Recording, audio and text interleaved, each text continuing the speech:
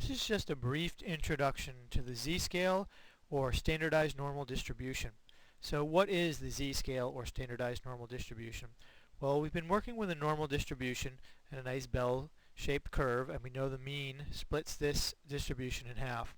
We also know that underneath the curve are 100% of all the possible outcomes, or the area underneath the curve equals 100%.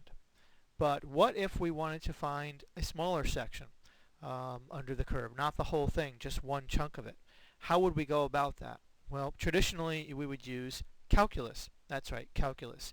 Now, when we say the word calculus, it usually makes people, well, a little sad, and some people simply give up and refuse to work. But the good news is there's a way to do this without calculus, and it's called the z-scale or standardized normal distribution.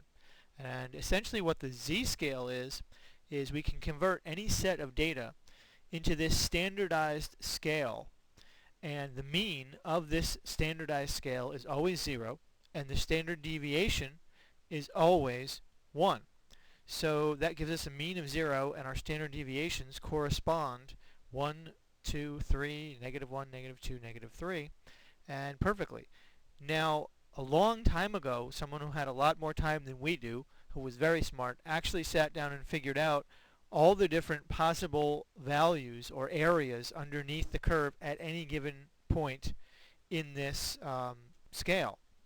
This is just a few examples of different areas that were figured out.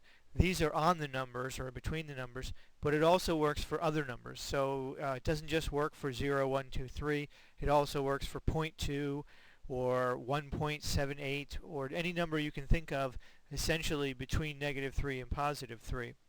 And what we have is actually a formula that allows us to convert any value of x.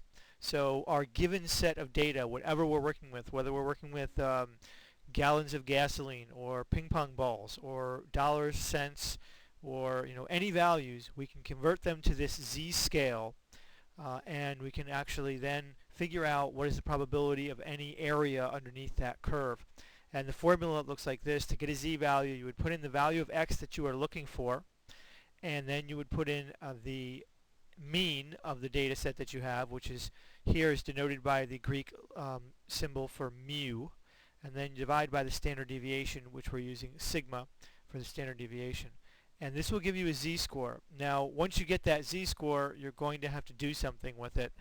You're going to have to look it up either on a table or using Excel or some other program to tell you what that z-value means. In other words, if we look back, we can see the corresponding area between -1 and 0 is 34.13%.